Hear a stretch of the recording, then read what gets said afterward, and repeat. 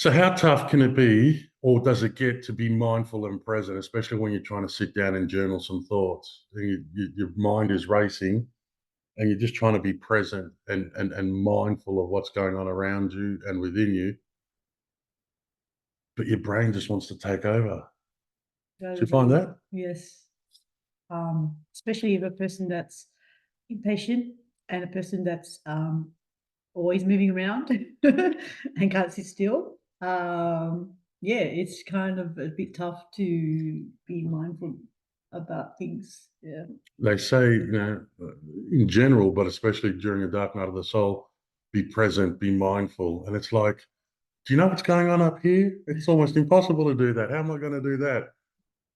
And the other thing about it is there are plenty of tips out there on how to be mindful or present, but you've got to find one that works for you. Yes. In the meantime, things are going on in your head, like a crazy ride that we've said before in previous videos. It's a crazy roller coaster in your head.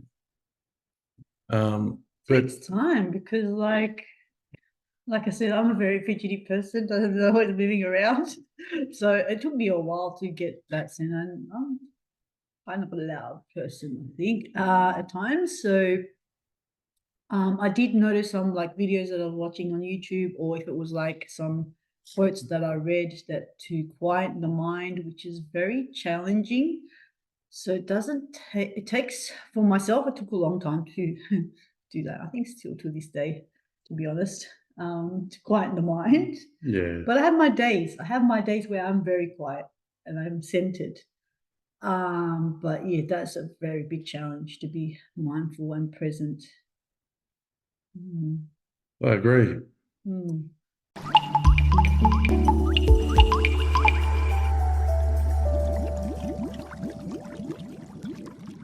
Welcome to the Awakening Table. We are Calliope and Petros, and we created this channel as a means to share our experience of going through the dark night of the soul currently, and doing this through open, raw discussion in a round table or dinner table manner. We do this knowing there are others out there going through it, and we hope sharing our experiences may help you with your journey. If you enjoy our videos and content, please show us some love by hitting like and subscribe and the notification bell to be notified when a new video is out. Thank you for listening. And today we are talking about mindfulness, presence, and journaling. Yes. They all sort of go hand in hand during a dark night of the soul. I mean, you can do it even outside of a dark night of the soul, but keeping in theme of this channel, it's all about bringing yourself to the present and being mindful, isn't it? Because as we've said in a previous video, our thoughts are just thoughts. They're just false scenarios that we tend to attach to and we don't need to. Create our own little fairy tale stories in our heads. Yeah, and it's usually something that causes suffering. Yeah. So practicing or training to be mindful and present is a bit of like a solution to that, I guess. Yeah. How do you do it? Trust me, it took a while, but I realized that my ego, I think it's my ego, it was always taking over when I'm not being mindful and when I'm not being present. So once you get out of that phase, then you're on the way of doing the next steps. When you're aware of that. And I think you tend to find that in due time. And it takes a bit of time and effort, a lot of effort. So, yes. I sometimes get frustrated when I hear all these gurus and all of these guys that have mastered it and all of that. They say, just be present when your thoughts, go off, bring back to your breath and all of that. And I end up going off on a thought pattern, just thinking, yeah, easier said than done, and telling them off in my head. And I'm thinking, oh shit, I've got to come back to my breath again. It's just, it's almost like we've been trained and conditioned from a young age just to be in our head almost. Yeah. And it's a tough one to break or to remaster, perhaps. Yes. And like you said, you mentioned conditioning. I think conditioning really messes with everything. I don't mean to laugh in the sense where it's a bad thing. I mean, like, because it's honest, like it's true. It's like we've been conditioned with so many things that you don't realize as you mature, as you age, and it's really tough. Like, how do I quiet myself down if I'm a very like fidgety and can't sit still and focus type of person? So, And the thing is, speaking about the conditioning of it all, we're so conditioned a certain way that you get to a stage in life you haven't done anything else, perhaps, but then suddenly what you've known does not work for you, and you've got to change that. And changing that means confronting a whole lot of things, and it's a lot. It's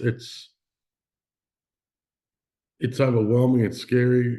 It can be, and it's, let's be honest, it's lonely as well. Even if you do it with someone, ultimately, your inner journey is for you and you only.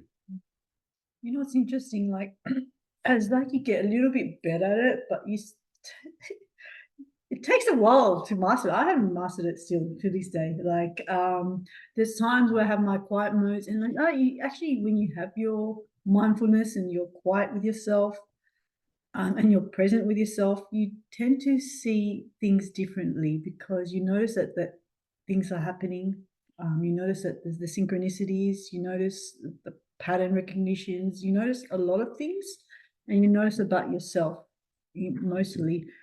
But to get used to that habit, it can take time, and it takes a lot of time. And like before I came here, I was like listening to someone on YouTube, and I was like talking to myself out loud, like I'm moving around, pausing at the video. I'm like, oh my gosh, well, sit quietly, listen, it's like I have to train myself, so it takes a bit of time. So I guess the difficulty with it all is too is that by being mindful, being present, and sitting still, and we'll go into journaling a little bit more shortly, but even journaling as a form of being mindful and present means also confronting the stuff we don't want to face or admit to, and that's tough.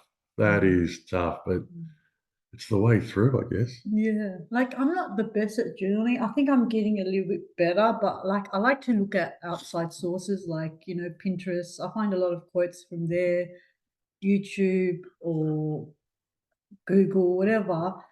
And they're like from Buddhists. So it doesn't matter which um belief it is. Like I always find the beauty of the wisdom, So, and I'll write them down on my book to help me get into the process of journaling and writing my own pieces. So I'm like, I don't know what to write, and then you sit quietly with yourself. Then you get to the process of knowing what to write, what you're feeling when you're listening to your actual feelings, and when you go within.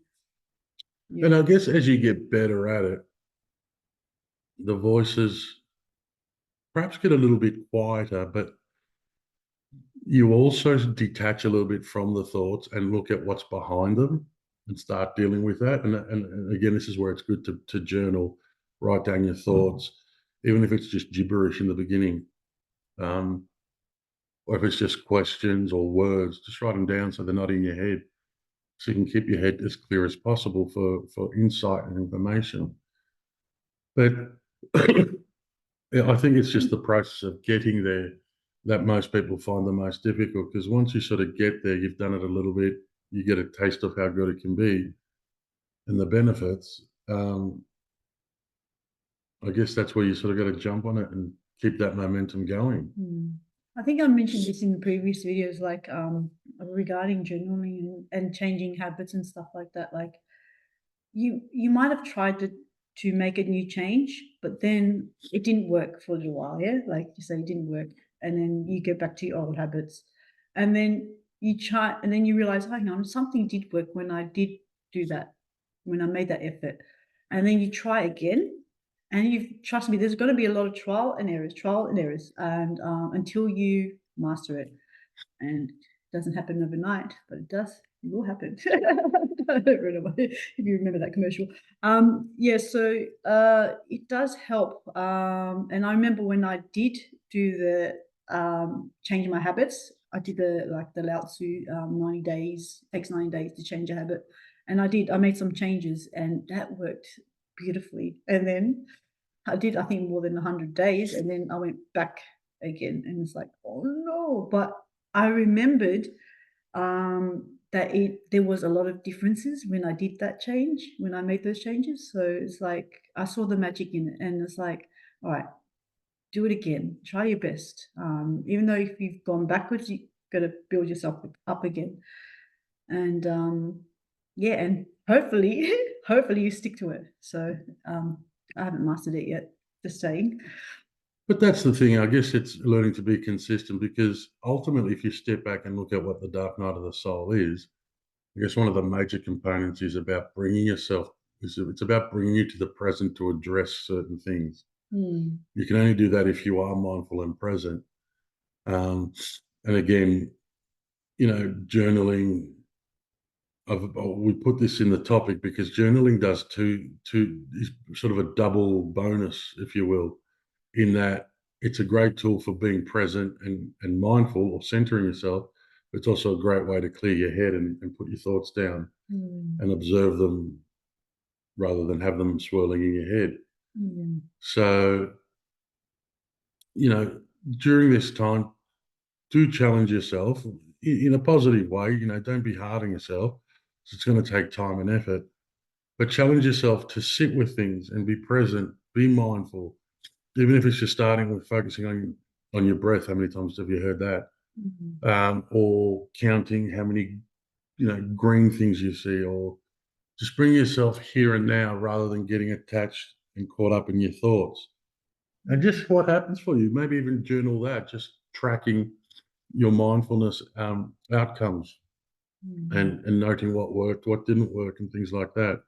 mm, Um, it is a valuable thing because we're often in our fantasies in our head, and that causes a lot of suffering. But if we bring ourselves to the present, we realize that a lot of what we're thinking isn't real or true, but it also gives us the choice to choose a path. yeah. And I feel like, sometimes like it's okay to have your phone off, even if it was like a few hours, a whole day, whatever. Any electrical appliances, like turn them off, be outside, be with nature. And then that way you can be at present with yourself. And that way you can be mindful of yourself. And that way you can journal when you have that time to yourself. So it helps. Yeah, But baby steps, I will say. And even if you fail, don't think that you failed, just keep trying. I yeah. say, yeah. And so a couple of things that have worked for me in the mindfulness, I enjoy a nice cigar, so I'll sit out the back with a cigar and a coffee, and I might just do a bit of journaling or just reflect. Um, or sometimes I'll just sit and in a meditation or in a meditative sort of position and focus on my breath, and focus on what sounds I hear, and just try and get myself into a state where I can observe my thoughts without getting involved in them, and just be curious. Again, like I haven't mastered it, but I'm chipping away, and that's the whole point. Just chip away, one foot in Mm, front of the other every day. mm, If you can grow 1% on the person you were yesterday, you know, it adds up over time. So that's probably my little bit of advice there. yeah. And journal as often as you need, even if you can't sleep at night because your mind's going overboard, get up and journal, get up and do something, and then go back to sleep. It will help. You will get to sleep. Mm. Or even drawing, like if you like drawing or whatever arts and crafts you like doing, whatever hobby it is, yeah, add that to your time. I think helps as well. Yeah, even if you don't think you're a good drawer, test it out. It's not about that. Yeah, It's not about being good. exactly. It's about just doing what helps you to get through what you got to get through Yeah, and you surprise in a yourself. positive way. A positive thing. Mm. Yeah. That's it. Yeah, there's one more thing. Okay. I wrote this down. I'm not sure who wrote this, but I found it during the like my first experience through this journey, and I think it might help some people. So I'm just going to read it out. It's to your younger self. So it says, "I'm sorry you went through that. I'm sorry that you made choices that hurt you. I'm sorry that you believed that you were unworthy. I want you to know that you made the choices that you did with the feelings of and limited experiences that you had at the time. You did your best with what you know. Don't worry, I'm taking over now. A new chapter has begun. I promise you that I will look after us. We're in this together. I love you. I think I added the love you part myself, but um, yeah, I don't know who wrote this, but if you want to, like, if you feel like that, If you know, let us know down below. yeah, if you know, yeah, let's know. Like usually I write down the person that wrote these things, but it helped, it's release and that you're not alone and that your actual younger self is here, it's inside.